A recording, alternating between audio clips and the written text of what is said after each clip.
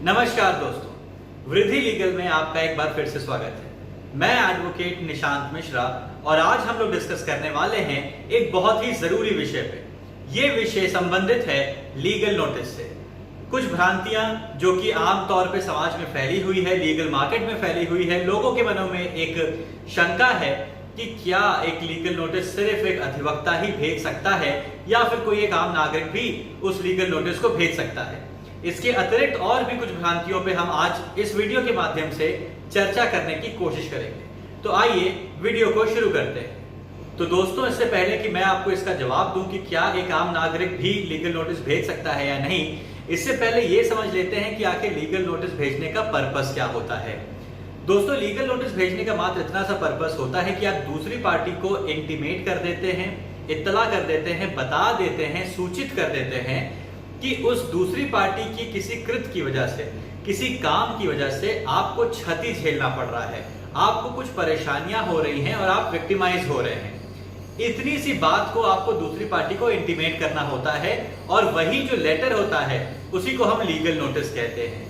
Legal notice, जैसा कि मैं पहले पिछले कुछ वीडियोस में डिस्कस भी कर चुका हूं कि लीगल नोटिस में आप एक वार्निंग देते हैं जो कि लास्ट वार्निंग होती है before you file any suit.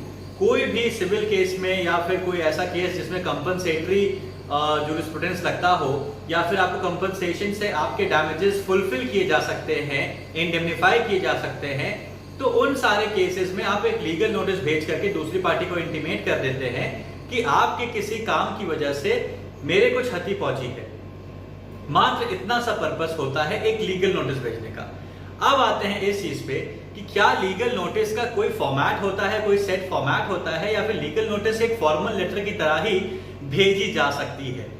दोस्तों, इसको मैं बहुत ही क्लियर कर दूं कि कोई भी लॉ, कोई भी स्टैट्यूट, कोई भी रूल्स आपको कहीं पे भी प्रोफार्मा नहीं दिए हैं कि किस तरीके से आपको लीगल नोटिस ड्राफ्ट करनी चाहिए। लीगल नोटिस एक वैसे ही ड्राफ्ट होती है जैसे कि आप कोई फॉर्मल लेटर ड्राफ्ट करते हैं।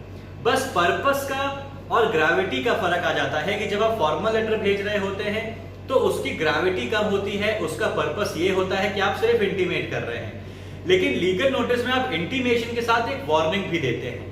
लेकिन जो ड्राफ्ट का पूरा फॉर्मेट होता है वो वैसा ही होता है जैसे कि एक फॉर्मल लेटर आप भेजते हैं। यानी कि एक लीगल नोटिस में किसी भी तरीके की स्टैंप्स की जरूरत नहीं है, किसी तरीके की जुडिशियल ऑथेंटिकेशन की जरूरत नहीं है, किसी लॉयर के लेटर हेड की जरूरत नहीं है या फिर किसी भी तरीके के स्टैम्प्स या कोई भी नोटराइजेशन की जरूरत नहीं है।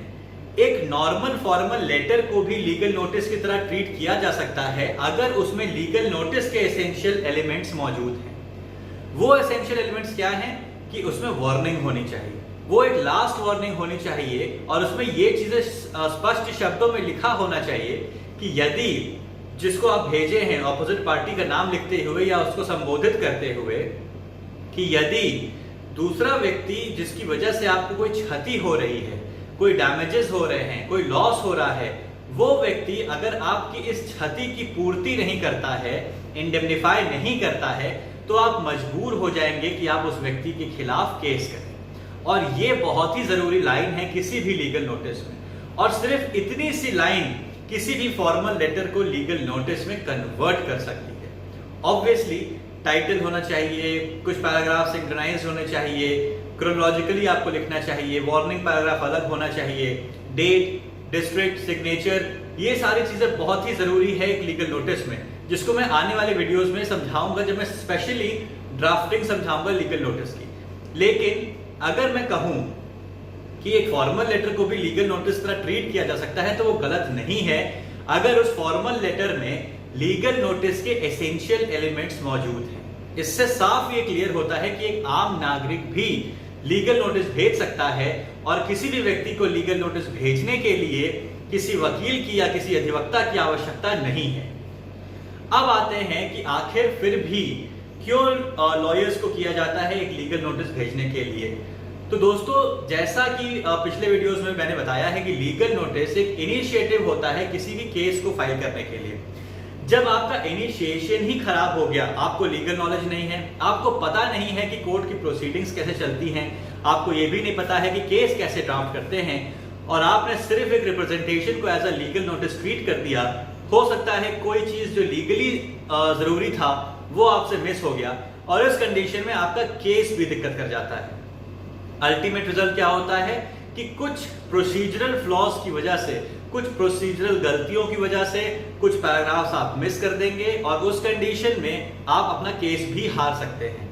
इसलिए एडवाइजेबल होता है कि लीगल नोटिस हो या दुनिया का कोई भी लीगल काम हो, यदि आपके आसपास, आपके समाज में कोई भी ऐसा व्यक्ति है जो लॉ की नॉलेज रखता है, लॉ की पढ़ाई किया है, लॉ की डिग्री है, एक अधिवक्ता है, उससे जाकर के कंसल्टेशन तो जरूर ले लें। भले लीगल नोटिस आप खुद भेजें, एक बार लीगल नोटिस ड्राफ्ट कर आके आप अपने लॉयर को दिखा सकते हैं। एक बहुत बड़ी भ्रांति और है लीगल नोटिस को लेकर के कि कई दफा ये होता है कि क्या लीगल नोटिस भेजना मैंडेटरी है या नहीं। दोस्तों, लॉज के अकॉर्डिंगली जो जनरल एक क्राइटेरिया है उसमें लीगल नोटिस भेजना मैंडेटरी नहीं है, लेकिन कुछ ऐसे स्टैट्यूट्स हैं, कुछ ऐसे लॉज हैं जिसमें लीगल नोटिस भेजना मैंडेटरी भी है। अगर आप लीगल नोटिस नहीं भेजेंगे तो फिर आप केस भी नहीं कर सकते। जैसे कि टेनेंट और लैंडलॉर्ड का रिलेशन है तो उसमें आपको लीगल नोटिस भेजना पड़ेगा, या फिर डिसऑनरिंग ऑफ चेक का मामला है तो भी आपको लीगल नोटिस भेजना पड़ेगा। अलग अलग स्टेट के जो लॉज हैं, कई दफा लोकल लॉज आपको गवर्न करते हैं कि आपको लीगल नोटिस भेजना मैंडेटरी है। जैसे सीपीसी की बात करूं तो सेक्शन 80 में भी है कि अगर किसी भी गवर्नमेंट ऑफिशियल के अगेंस्ट में आपको कोई भी केस करना है तो उसके पहले आपको रिप्रेजेंटेशन या फिर लीगल नोटिस भेजना मैंडेटरी है। इन तरह की लीगल नोटिस को हम स्टैट्यूटरी नोटिस भी कहते हैं। क्यों कहते हैं? क्योंकि किसी न किसी स्टैट्यूट से गवर्न होता है। तो दोस्तों, ये चीज साफ हो गई कि एक आम नागरिक भी लीगल नोटिस भेज सकता है और लीगल नोटिस हर मुकदमे में भेजना मैंडेटरी नहीं है। लेकिन ये चीज बेहतर है कि अगर आप लीगल नोटिस हर मुकदमे में भेजते हैं, क्योंकि कई बारी लीगल नोटिस भेजने से ही आपका dispute out of the court settle हो जाता है और जो भी एक लिटिगेशन का प्रेशर और लिटिगेशन की एक्सरसाइज एज अ क्लाइंट आपको झेलनी पड़ती है वो नहीं झेलनी पड़ेगी। आशा है कि आपको ये वीडियो पसंद आया होगा। पसंद आया है तो लाइक करना ना भूलें, कमेंट करें, सब्सक्राइब जरूर करें इस चैनल को और बेल आइकन जरूर दबाएं। इसके अलावा दोस्तों, एक चीज जो मैं और आप लोगों को यहाँ बताना चाहूंगा एक बार फिर से, कि अगर आप लोगों को ऑनलाइन कोर्सेज अप्लाई करना है तो डिस्क्रिप्शन में भी आपको नंबर मिल जाएगा, आप ऑनलाइन कोर्सेज अप्लाई कर सकते हैं।